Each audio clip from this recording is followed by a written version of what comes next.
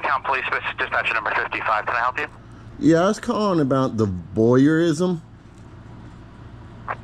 I don't under. What do you mean voyeurism, sir? I believe it means like sexual interest in or practice of watching other people engaged in intimate behaviors, such as undressing, sexual activity, or other actions of a private nature. Do you have a complaint you have specifically to it, or? Yeah, I do. Okay. Where did it occur, sir? At Brian Fahey's house. Okay. And what leads you to believe this? I saw a man that I trust to be an honest person based on years of observing him and researching him. And basically he told me he was charged with that based on some bullshit. And it sounds like... You're referring to the YouTube video? No, I'm referring to real life. It don't matter whether it happened on video or not. It happened, so it's bullshit. You and about 100 other people have already called. If you have a complaint you'd like to file, you can certainly file it on our website. But the individual involved is not a Grotontown police officer. He works for the state police, the Connecticut State Police. But he was booked in your jail system, right? The person that got arrested was arrested by Grotontown Police, yes. Yep. However, the individual that you're calling about, Mr. Fahey, right, is not a Grotontown police officer. But it was your PD that charged him with voyeurism, right? Based on a phone call from higher ups. I have not heard that. So well, let's get informed, buddy. Let me catch you up on what's going on then, because as far as I'm concerned, you work for a terrorist. You work for some terrorists there. There's some terrorists working there. You realize? So this is the communications center, and we are getting a ton of other phone calls. So unfortunately, I don't have time to get educated. Wait a minute. Let me just be clear. A minute ago, you were going to take my complaint. Then once you found out what it's about, you're denying me my ability to file a complaint. Right. Okay. You know what? I can put you on the phone with a desk officer. Hold on 1 second. Yeah, okay. Yeah, that's fine. No worries. All right. Okay.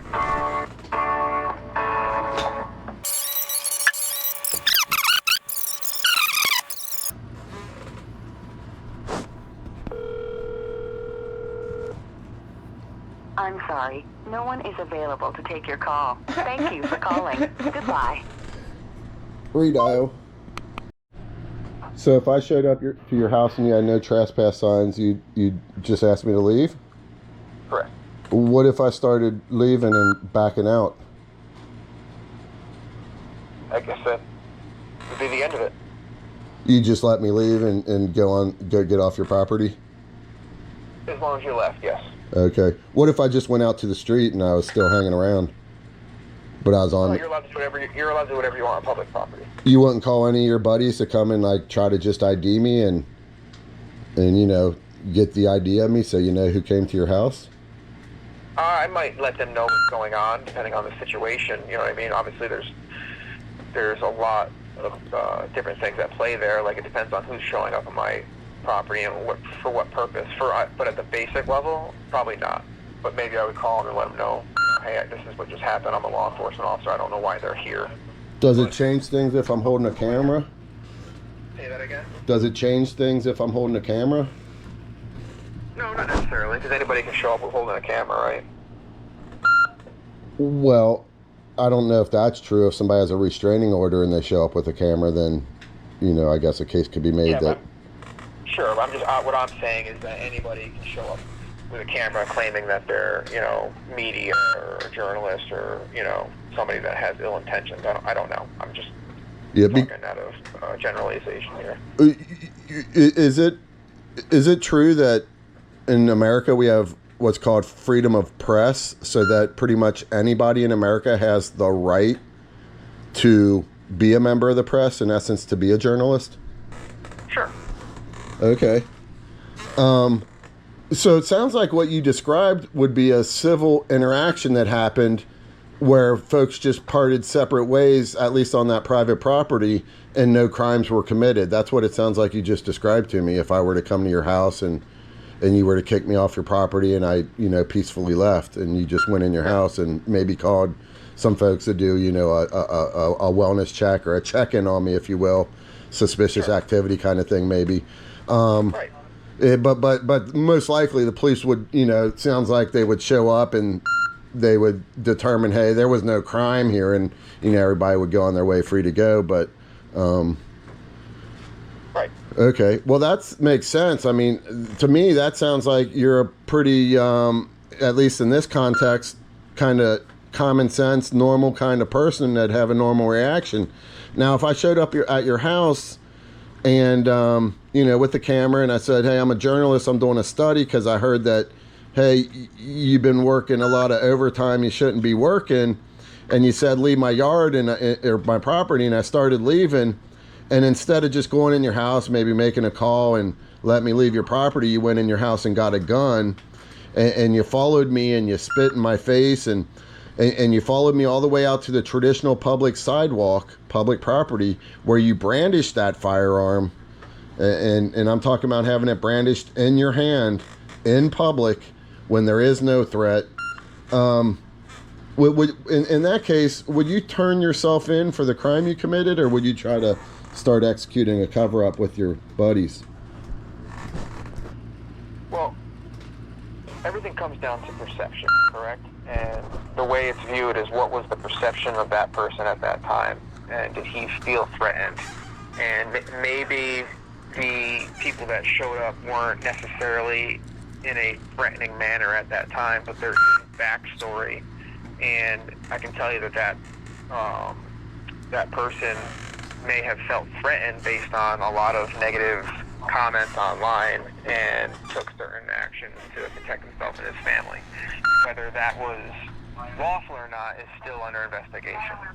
Well, I disagree with you. I think you started that off something along the lines of all things are perception or something, and then you went into how that guy might be in fear and stuff, but I disagree. I think all things should be... I'm just saying what his, looking at that incident through his lens, that's what he's viewing it as. No, I understand that. We all have our own perspective, but here's the thing, I'm scared shitless of government. If the standard is how we feel, I feel shitless of government, but we ain't arresting people in government because I feel like they're threatening me. And when you talk about the history there, if I'm the person coming up to your house and you and I have history, and the history is that I've never done anything violent against you, but you've done things of violence against me, then it shouldn't really mitigate the reaction in terms of you feeling threatened if you're a normal kind of person. Now, maybe you have a mental illness, maybe you're super sensitive because of your job or things like that. There could be mitigating factors, but the reality doesn't change that, hey, if somebody else, because, if somebody else threatened you and it wasn't me, I shouldn't be punished for the way you feel associating somebody else's threat to me because I didn't do the threat. Sean Reyes didn't do any threatening. So, it sounds like it's a nice effort at trying to make an excuse why a terrorist shouldn't be held to the accountability of a terrorist. And by the way, I'm talking about terrorism, threats and or violence, especially against civilians for a political purpose. If we're not going to hold them to a terrorist, and so if you had your police officer buddy watching your house, same scenario, only you're not home, you got your buddy watching your house while you're on vacation, and I come up to ask some questions as a journalist, and he fucking spits in my face and pulls a gun on me, but first he tells me to leave the property, so while I'm leaving, he goes and gets a gun and spits in my mouth, which, by the way, is another act of terrorism. Remember the guy that was prosecuted when he licked an item on a store shelf during the COVID years? Guy got prosecuted. What's worse, licking an item on a shelf or fucking spitting in someone's mouth? And so you all prosecute people when they spit in your mouth.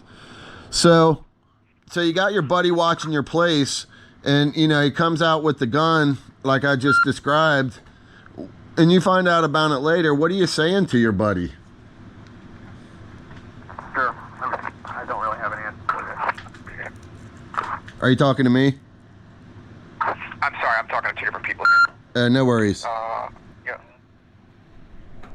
First, I'm talking to you on the phone now. So, I understand that What would you say to your what would you say to your buddy? You come home and you find out, while he's watching your property, under the custody of him, he pulled out a gun on a friendly person who was a journalist, who, when was told to leave, was leaving, and your buddy went in, got a gun, and got into the guy's face while he was leaving, spit in his mouth, and then brandished that gun on a traditional public sidewalk. Sure. What would you say to your buddy? What would you say to him?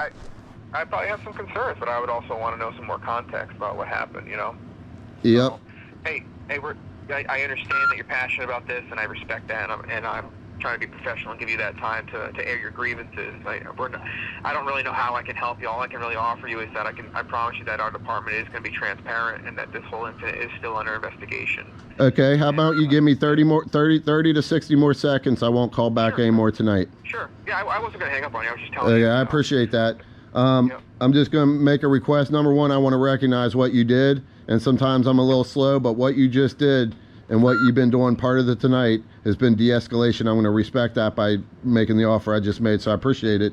Number two, I understand I have no ability to control anything. I'm just going to ask a favor or whatever, that you go and you watch the history between Brian Fahey and Sean Reyes, and look how this all started, and how this Brian Fahey, what he did and what did or didn't happen to him based on his actions, and just make your own judgment, be honest. And that's all I'm going to say. I will be saying a prayer for you. I'll say a prayer for Brian. I'll say a prayer for Sean tonight. Frankly, I probably group you all three into the same prayer. But with that said, sir, I appreciate your time. I'll probably be calling back tomorrow and hitting redial for a good period of time. All right, sir. Thank you. Have a good day. Appreciate it. Have a good night.